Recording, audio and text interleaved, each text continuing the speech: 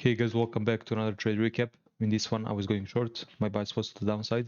Why? First of all, I have this huge move to the upside that happened in the previous New York session, and so I was trading back to the imbalances. You can see when I play the clip down below on the DOM, I mark off the 50% of the actual candle that was my original target point that I was trading towards.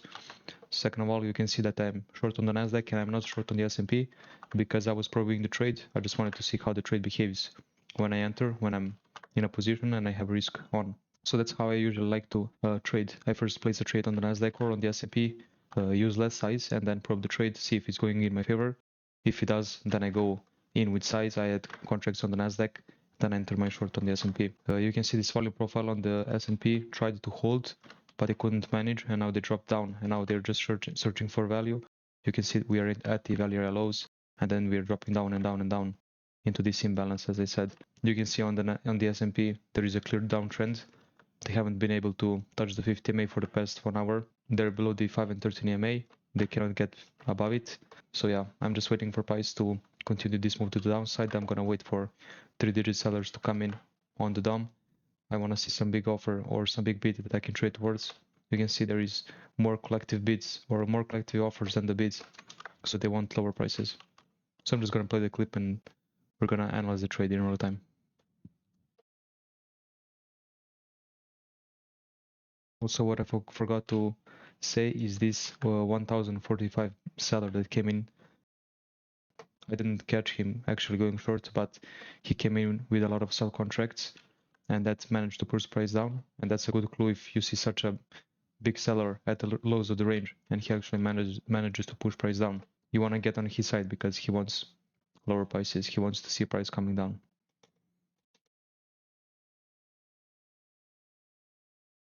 You don't really want to get in his way.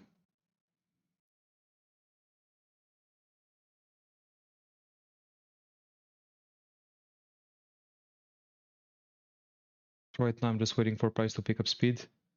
That's a sharp move down. That's a clue for me to get in a short on the S&P as well. They're currently breaking the lows on the Nasdaq. I didn't get quite the best feel that I could on the S&P. I could have went short from a bit of a higher point, like 2-3 ticks, but you won't always get the perfect trade, the perfect entry.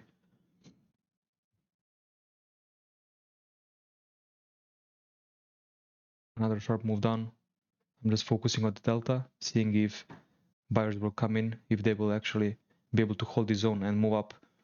But you will see very shortly that they're not able to do that. And then you will see price continue to move down. You will continuously see, do you see that fast drop? How easily they drop down. And focus on how long it takes them to move up. So you just want to focus on that back and forth that they're doing. Sellers versus the buyers, who is in control. You want to see someone on the offers selling as the buyers are coming in. You want to see constant negative delta. You want to see more sellers than buyers. You want to see 3-digit sellers coming in. And if you do see some buyers, as I said, you need to see some iceberg orders happening. You need to see absorption happening, which you can see right there. Do you see how they try to move up? This is a small retrace. I'm just paying attention to the sellers. Do you see how easily they drop down? Just focus on that dynamic. Also, if you like the way I teach, I do offer a course that has everything you need in order to trade the DOM, from setups to execution. So if you're interested, just message me on Discord and I will share the details with you guys. They're moving up, but focus on the buying. It's not the amount of buying that you want to see. You need to see some big 3-digit bars happening at the lows of the range if they actually want to push price up, but that did not happen. Look at that, 11, 28, back to my entry point. You can see they haven't even been able to touch the 13 EMA. They're still below the 5 EMA. So I'm still good to hold the trade. I'm not panicking that price is moving up, but I still have a reason to stay in the trade. Look at the negative delta building on the Nasdaq after I reset it. So that's a good clue. This is where I add one more micro on the Nasdaq. I just increased my size because I saw sellers coming in.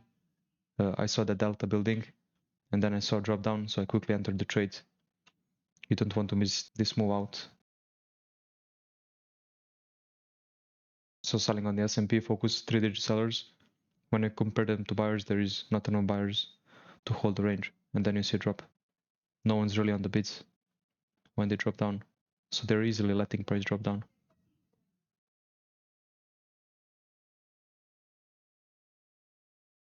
Very close to the lows. Right now I'm just expecting that pop to the downside, that fast break down.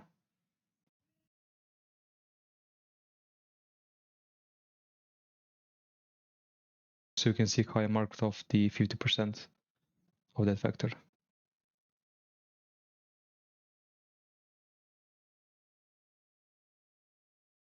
So that's my TP.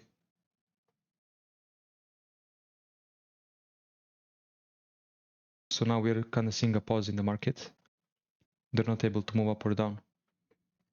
And then you see the chart move down. That speed, that's exactly what you want to see when they're breaking the lows.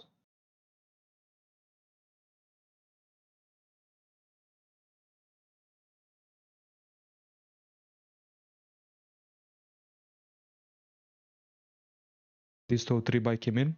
That kind of caught my attention because they were able to move up after that buyer came in. So I'm paying attention again. Look at the bids matching the sellers. So they're buying from the sellers at lows. So these sellers could get absorbed and trapped here. So I'm just paying close attention to what they do. And they move up.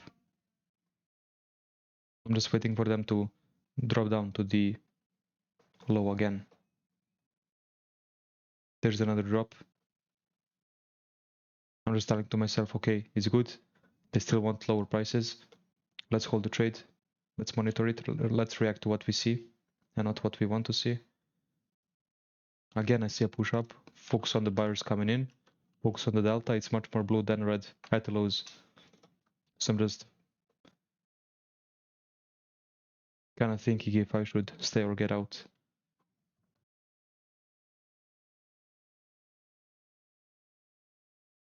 This is where I said to myself, if another drop down doesn't result in a move down and a break of the lows on the S&P, I'm just going to get out because we will probably see a pop up. And again, look at that. 246 on the buys came in. So the same things are happening. They're just triggering that market memory at the 86.25. They drop down, see three-digit bars, they move up. They drop down, do the same thing, they move up.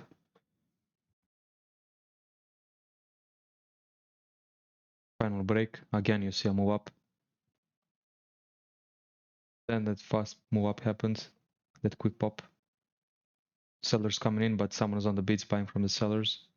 And then my stop loss gets hit. I take the profits, and that's it. That's the trade. So you saw how I entered the trade. You saw how we managed the trade when it was dropping, what we were focusing on. Then you saw how price stopped right here at the lows. You saw three-digit buyers.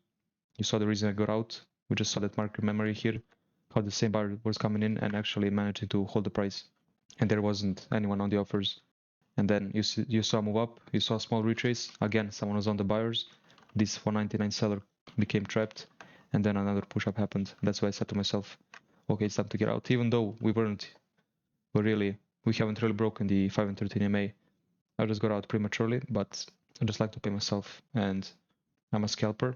I always look for a trade, and after the profits I taken here, it actually moved up, I think, to the 13 MA. Then I went short from a higher point again to the 50%, where I took the profits. And then if you actually go back to the date where I've taken this trade, you will see they actually moved up after they touched the 50%, and I'm pretty sure they recovered this whole move. So yeah, that's the trade. Hope you guys learned something.